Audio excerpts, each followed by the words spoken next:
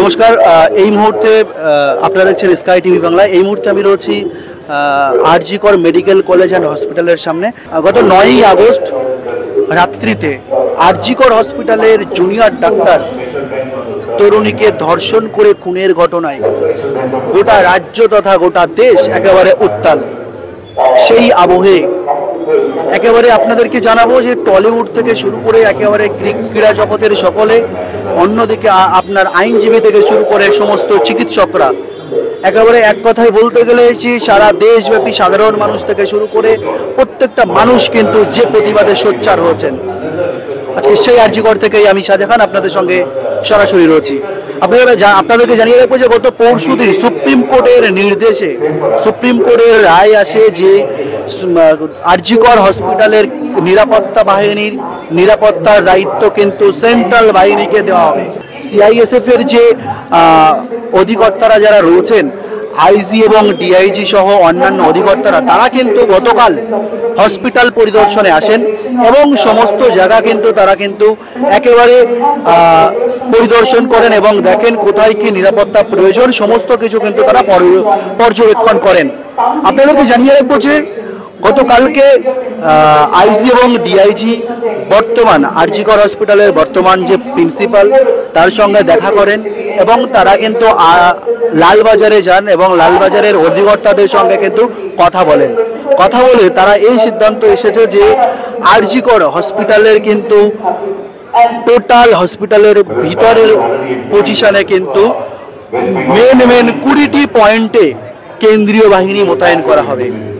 ঠিক আপনাদেরকে বলবো যে কত কোম্পানির কেন্দ্রীয় বাহিনী, একবার 2 কোম্পানি, টোটাল আরজি কর হসপিটালে কিন্তু 2 কোম্পানির কেন্দ্রীয় বাহিনী কিন্তু এখানে মোতায়েন করা রয়েছে। আমি আমার ক্যামেরা পার্সনকে দেখাতে বলবো যে একেবারে আপনারা দেখতে পাচ্ছেন যে মেন গেট থেকে শুরু করে একেবারে গোটা এলাকাতেই কিন্তু একেবারে কেন্দ্রীয় বাহিনীর জওয়ানরা তারা কিন্তু পাহারা দিচ্ছে। অন্যদিকে ইমার্জেন্সি গেটে কিন্তু আমরা দেখতে পাচ্ছি যে রাজ্য পুলিশের অধিকর্তারা তারা কিন্তু রয়েছেন। আমি গেটের দিকটা, আমার ক্যামেরা পার্সনকে গেটের দিকটা দেখাতে বলবো যে গেটের দিকে কিন্তু একেবারে সিআইএসএফ এর জওয়ান এবং রাজ্য পুলিশ কিন্তু গেটের কিন্তু বাইরের দিক সহ গেটের মুখটাতে কিন্তু একেবারে তারা কিন্তু গার্ড দিচ্ছেন। আপনাদেরকে একটা বিষয় জানিয়ে রাখবো যে আপনারা দেখতে পাচ্ছেন ক্যামেরার মধ্যে যে এখানে জুনিয়র ডাক্তারদের কিন্তু এক অস্থায়ী মঞ্চ কিন্তু এখানে বাঁধা হয়েছে এবং সেই মঞ্চে কিন্তু জুনিয়র ডাক্তাররা, সিনিয়র ডাক্তাররা তারা কিন্তু এখানে একেবারে রীতিমতো অবস্থানে কিন্তু তারা রয়েছে। এবং আপনাদেরকে একটা জিনিস আমি দেখাতে বলবো ক্যামেরা পার্সনকে যে এখানে আজকে আপনারা সকলে জানেন যে সুপ্রিম কোর্টের আজকে শুনানির কথা আছে এবং সেই সুপ্রিম কোর্টের সেই শুনানি কিন্তু আজকে কিন্তু এখন পর্যন্ত শুনানি কিন্তু চলছে এবং সেটা ডাক্তার সকলে কিন্তু তারা কিন্তু বড় এক প্রজেক্টরের মাধ্যমে কিন্তু এই কিন্তু শুনানি কিন্তু তারা লাইভ টেলিকাস্ট হচ্ছে এখানে একেবারে সরাসরি আপনার সুপ্রিম কোর্ট থেকে, এবং সেই দৃশ্য কিন্তু ডাক্তাররা কিন্তু এখানে বসে বসে তারা কিন্তু অবজার্ভ করছে এবং সকলে কিন্তু অধীর আগ্রহে কিন্তু একেবারে কি শুনানিতে ফলাফল কি আসে তার দিকে কিন্তু একেবারে অধীর আগ্রহে কিন্তু এই রীতিমতো ডাক্তাররা কিন্তু রয়েছে। আপনাদেরকে জানিয়ে রাখবো যে একেবারে এমার্জেন্সি গেট খোলা আছে, এখান দিয়ে একেবারে এমার্জেন্সি গেট দিয়ে যারা একেবারে রুগী যারা আসছে তারা কিন্তু এমার্জেন্সি গেট দিয়ে প্রবেশ করছে। এমার্জেন্সি ডোর দিয়ে সমস্ত যাতায়াত কিন্তু স্বাভাবিক আছে, কিন্তু আউটডোর বিভাগ বন্ধ থাকলেও এমার্জেন্সি কিন্তু খোলা আছে। আপনাদেরকে বলবো যে সিআইএসএফ এর অধিকর্তা যারা রয়েছেন, আইজি, ডিআইজি সহ অন্যান্যরা কিন্তু আজ সকালেও তারা পরিদর্শন করলেন এবং তারা সমস্ত বিষয়টা কিন্তু খুব ভালো করে নিজেদের অবজারভেশনে রেখে দিয়েছেন। আমি আপনাদেরকে বলবো একটা বিষয় যে দেখুন, আরজি কর হসপিটাল কিন্তু রাজ্য সরকারের অধীনস্থ কিন্তু হসপিটাল। সেই জায়গাতে দাঁড়িয়ে আজকে কিন্তু একটা বিষয় কিন্তু আমরা দেখতে পাচ্ছি যে আরজি কর হসপিটালের নিরাপত্তার দায়িত্বে কিন্তু সেন্ট্রাল ফোর্স কিন্তু রাখা হয়েছে।